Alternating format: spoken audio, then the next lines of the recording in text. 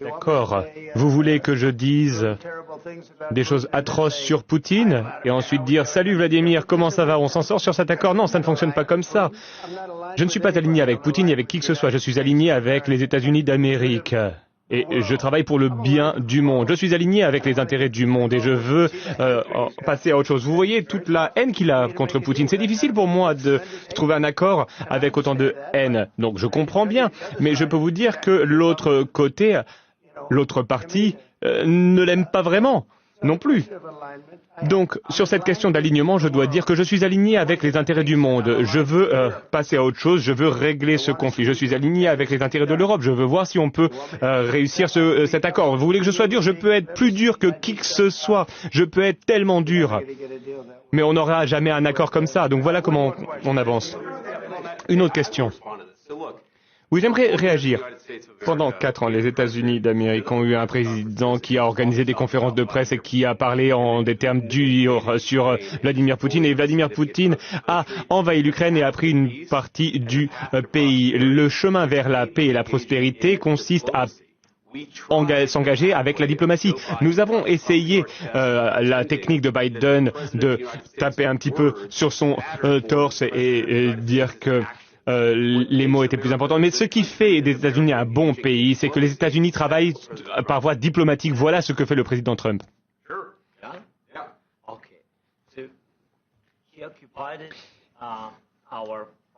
Il occupe de grands territoires sur l'Ukraine, dans l'est de l'Ukraine et la Crimée. Vladimir Poutine a envahi la Crimée en 2014. Pendant de nombreuses années, donc je ne parle pas que de Biden, mais il y avait Obama, le président Obama, puis le président Trump, puis le président Biden, à nouveau le président Trump. Et nous espérons que le président Trump arrêtera cette guerre. Mais en 2014, personne n'a arrêté Poutine. Il a tout simplement occupé la Crimée. Il a tué des personnes, vous savez. En 2015, en 2014. Mais je n'étais pas là. Oui, mais en 2014 jusqu'à 2022, la situation était la même. C'est-à-dire qu'il y a des personnes qui sont mortes. Personne ne l'a arrêté. Nous avons échangé avec lui. Nous avons échangé en bilatéral à de nombreuses reprises. Et avec lui, nous avons signé, comme en 2019, j'ai signé avec lui un accord. J'ai signé avec lui, avec Emmanuel Macron et Angela Merkel, nous avons signé un cessez-le-feu. Et tout le monde m'a dit que nous avons signé, hein, c'était écrit. Mais après ça, il a brisé le cessez-le-feu. Il a tué nos concitoyens. Il n'a pas échangé de prisonniers. Pourtant, nous avions signé un accord sur l'échange de prisonniers, mais il n'a pas respecté le contrat. De quel type de diplomatie parlez-vous, JD? Que signifiez-vous? Je parle d'une diplomatie qui peut mettre un terme à la destruction de votre pays. Monsieur le Président, avec tout le respect que je vous dois, je pense que ce n'est pas respectueux de venir à la Maison-Blanche et de dire ça aux médias. Vous forcez des personnes à aller sur la ligne de front. Vous devriez remercier le président Trump de mettre un terme à ce conflit. Mais vous devriez voir le conflit. J'ai vu les histoires et je sais ce que vous faites. Vous faites une tournée de propagande. Vous avez des difficultés à recruter des personnes pour l'armée, non? Et aujourd'hui, vous venez à la Maison-Blanche et vous vous attaquez à l'administration qui essaie de éviter la destruction de votre pays. Beaucoup de questions. Commençons par la première. Tout d'abord, pendant la guerre, tout le monde a des problèmes. Même vous. Et vous avez un océan entre la guerre et vous, mais vous allez ressentir l'impact. Vous ne savez pas ça. Non, ne nous dites pas ce que nous allons ressentir. Nous essayons de régler un problème. Ne nous dites pas ce que l'on va ressentir comme effet. Non, vous n'êtes pas en position de nous dire ça. C'est la première chose. Vous n'êtes pas du tout en position de dicter ce que nous allons ressentir ou les impacts que nous allons ressentir. Nous allons nous sentir très très bien. Nous allons nous sentir forts. Vous allez vous sentir influencé. Vous n'êtes pas en position pour le moment de dire quoi que ce soit. Vous n'êtes pas dans une bonne position aujourd'hui. Vous n'avez pas les cartes en main pour le moment. Grâce à nous, vous avez quelques cartes en main. Monsieur le Président, Vous jouez avec la vie de millions de personnes. Vous jouez avec la Troisième Guerre mondiale. Vous risquez la Troisième Guerre mondiale. Et ce que vous faites est un manque de respect pour le pays, ce pays. Non, non, je vous respecte. Est-ce que vous avez dit merci au moins une fois? Dans cette réunion, durant cette réunion, est-ce que vous avez dit merci? Vous êtes allé en Pennsylvanie et vous avez fait campagne pour l'opposition au mois d'octobre. Donc au moins vous devriez exprimer de la gratitude envers les États-Unis et le président essaye de sauver votre pays. S'il vous plaît. Si vous parlez fort de la guerre, il ne parle pas fort. Il ne parle pas fort. Votre pays est en très grande difficulté. Est-ce que je peux parler? Non, non, non, non, vous ne parlez pas. Votre pays est en difficulté. Oui, je le sais. Vous ne gagnez pas. Vous ne gagnez pas. Vous avez une chance de vous en sortir grâce à nous. Monsieur le Président, nous sommes forts dans notre pays. Depuis le début de la guerre, nous avons été seuls et nous sommes reconnaissants. Vous n'avez pas été seul. Vous n'avez pas été seul. Nous vous avons donné 350 milliards de dollars. Nous vous avons donné de l'équipement militaire. Vos équipes sont courageuses. Mais si vous n'aviez pas notre équipement militaire, si vous n'aviez pas notre matériel militaire, cette guerre se serait terminée en 2 semaines. En quelques jours, oui, je l'ai entendu de la part de Poutine, en 3 jours. Peut-être moins, en 2 semaines. Eh bien oui, ça va être vraiment très difficile de faire des affaires comme ça. Vous devriez au moins dire merci. J'ai dit merci à de nombreuses reprises au peuple américain. Mais il y a un désaccord. Et il va falloir régler ces désaccords, ces différends, avant de parler et de dire des mensonges aux médias américains.